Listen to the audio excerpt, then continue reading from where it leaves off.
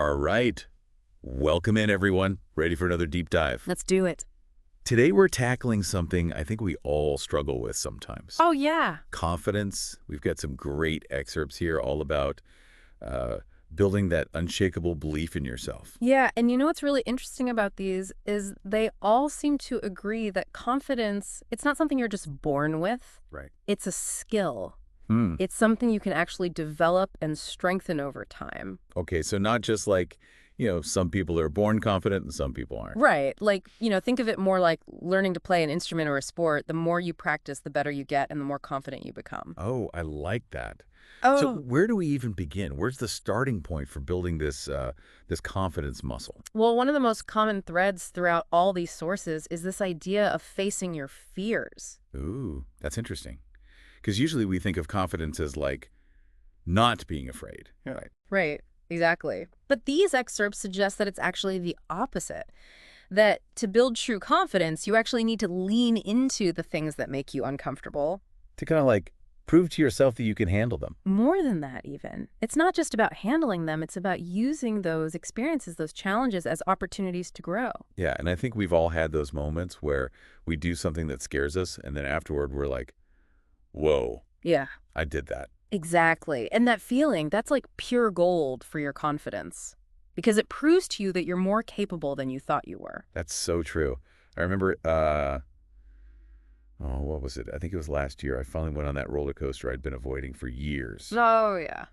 I was terrified, but I did it. And then afterward, I felt like I could conquer anything. See, and that's a perfect example of what we call a growth mindset. It's not about being fearless. It's about acknowledging your fears and choosing to move forward anyway. So it's not about never failing, because we all mess up sometimes. Oh, absolutely. We all make mistakes. It's more about how we choose to view those mistakes. Instead of seeing them as setbacks, what if we saw them as opportunities for learning? Like that saying, fail forward. Exactly. Each stumble, each mistake, it's a chance to learn and get better. Okay, so we're facing our fears, embracing our mistakes. Hmm. What else can we do to cultivate this growth mindset? Well, something else that comes up a lot in these sources is the importance of setting realistic goals. So often we get caught up in this idea of overnight success and we set these huge goals for ourselves and then we get overwhelmed and discouraged when we don't achieve them immediately. Oh, yeah, that's me all the time. Right. But what if, instead of trying to do everything at once, we broke those big goals down into smaller, more manageable steps? Okay, so like instead of saying, I'm going to write a novel this year, you'd say, I'm going to write one page every day. Exactly. Because then with each page you write, you're making progress, you're building momentum, and you're getting that little boost of confidence that comes with achieving a goal. And then that makes you more likely to keep going, right? Because you're not overwhelmed by the hugeness of the whole thing. Exactly. And speaking of keeping that momentum going, something that can be really helpful is tracking your progress. Have you ever tried using a habit tracker or even just like a simple notebook to jot down your wins? I've tried those habit tracker apps, but I always give up after a few days. I hear you. It can be tough to stick with them. But even if you just try it for a short period of time, even a week or two, seeing those little wins add up, it can be really motivating. Like it makes your progress tangible. Okay, I might give that another shot. Awesome. And something else that really stood out to me in these sources was how much our environment and especially the people we surround ourselves with can impact our confidence. Oh, yeah. It's like when you're around positive, supportive people, you just feel more confident, It's right? contagious. Their energy, their belief in you, it rubs off. Mhm. And on the flip side, being around negative people can be super draining. For sure. So it's important to be mindful of who you're spending your time with. Yeah, like do they lift you up or bring you down? Exactly. But it's not just about those external influences, right? There's also that voice inside our heads, the one that's always commenting on everything we do. Oh, yeah. The inner critic. That inner voice can have a huge impact on our confidence. Yeah, and sometimes we don't even realize how negative that voice is being. That's so true. It's like we get so used to hearing those negative thoughts that they become our default setting. So how do we change that setting? Well, that's where positive affirmations come in. What if, instead of dwelling on our shortcomings, we made a conscious effort to remind ourselves of our strengths? Like actually saying them out loud? Yep.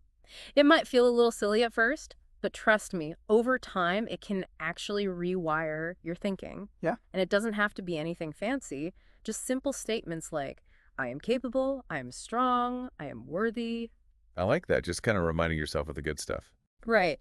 And another thing that can really boost confidence is making sure our actions are aligned with our values. Ooh, that's a good one. If we're constantly doing things that go against what we believe in, it erodes our self-respect and makes us question our own judgment. Yeah, like if you believe in honesty, but then you catch yourself telling a little white lie, it might make you feel less confident in your own integrity. Exactly. And one way to strengthen that alignment between our actions and values is by keeping promises to ourselves, even small ones. Interesting. Like, think about it when you follow through on a commitment, even something small like going for a walk or finishing that book you started. It builds this sense of self-trust. It proves to yourself that you're reliable and capable. So like every promise we keep to ourselves is like a little deposit in our confidence bank. I love that. It's like we're showing ourselves that we can be counted on. Okay, so to wrap things up, what's like one key takeaway that you hope our listeners will take from all this? Well, I think the biggest takeaway is that building confidence is a journey, not a destination. It's about consistently showing up for ourselves, even when it's hard, and celebrating those small wins along the way. And even if we stumble, it's okay. We just got to get back up and keep going. Exactly. Because ultimately, we all have the power within us to create the lives we want. It all starts with believing in ourselves. So true. Well, I think that's a great place to leave it for today. Listeners, thanks for joining us on this deep dive into confidence. I hope you found it helpful. It's been a pleasure. And remember, even if you just take one thing away from this conversation and apply it to your own life, that's a win. Confidence is a muscle, and like any muscle, the more you use it, the stronger it gets. Couldn't have said it better myself. So go out there and flex those confidence muscles. We'll see you next time for another deep dive. See ya!